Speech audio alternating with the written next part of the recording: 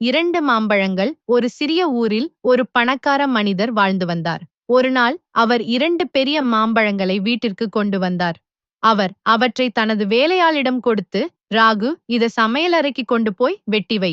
என் நண்பர் வரும்போது கொண்டு வா என்றார். ராகு அந்த மாம்பழங்களை சமையலறைக்கு கொண்டு போய் கத்தியால் வெட்டினான். அவை புளிப்பாக இல்லை என்பதை உறுதி செய்ய ஒரு துண்டை ருசி பார்த்தான். அது இனிப்பாக இருந்தது. பிறகு ராகு 2 மாம்பழங்களையும் சாப்பிட்டு விட்டான். அவரது எஜமானர் மாம்பழங்களை கொண்டு வரச் சொன்னார். அவனுக்கு திடீரென்று ஒரு யோசனை வந்தது. கத்தி மழுங்கி இருந்ததால் மாம்பழங்களை வெட்ட முடியவில்லை என்று பதில் சொன்னான். அவரது எஜமானர் கோபப்பட்டு கத்தியை தீட்டுவதாக சொன்னார். ராகு ஒரு பழைய மழுங்கிய கத்தியை கொடுத்துவிட்டு எஜமானரின் நண்பர் வருவதை தடுக்க வெளியே சென்றான். வழியில் எஜமானரின் நண்பரை பார்த்து எஜமானர் அவர் மீது கோபமாக இருப்பதாக சொன்னான். மேலும் எஜமானர் கத்தியால் அவரது காதுகளை வெட்ட விரும்புவதாகவும் சொன்னான். நண்பருக்கு சந்தேகம் வந்து ஜன்னல் வழியாக பார்த்தார். அவரது நண்பர் கத்தியை தீட்டிக் கொண்டிருப்பதை பார்த்து அங்கிருந்து ஓடிவிட்டார். ராகு பின்னர் தனது எஜமானரிடம் ஓடிச் சென்று, எஜமானரே, உங்கள் நண்பர் 2 மாம்பழங்களையும் எடுத்துக்கொண்டு ஓடிவிட்டார் என்றான். எஜமானர் தனது நண்பரை பின்தொடர்ந்து ஓடி, நிறுத்து, உனக்கு பிடிச்சிருந்தா ஒன்ன வச்சுக்கோ, ஆனா இன்னொன்ன எனக்கு கொடு என்று கத்தினார். நண்பர் திரும்பி பார்த்தபோது தன் நண்பர் கத்தியுடன் துரத்தி வருவதை பார்த்து வேகமாக ஓடினார்.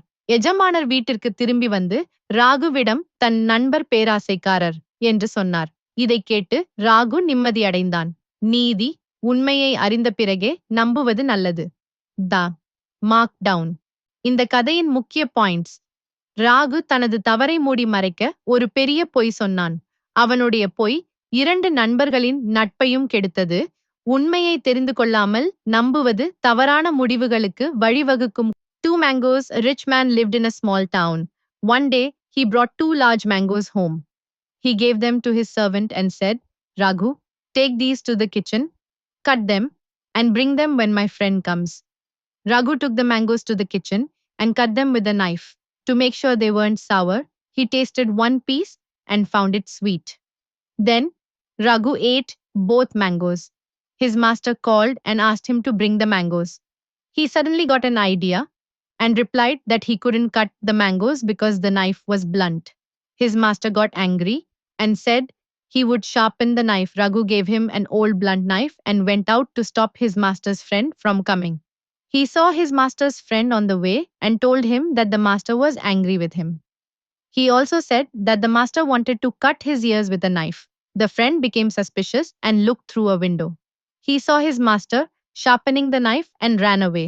Raghu then ran to his master and said, Master, your friend has taken both the mangoes and run away. The master ran after his friend and shouted, Stop, keep one if you like, but give me the other one.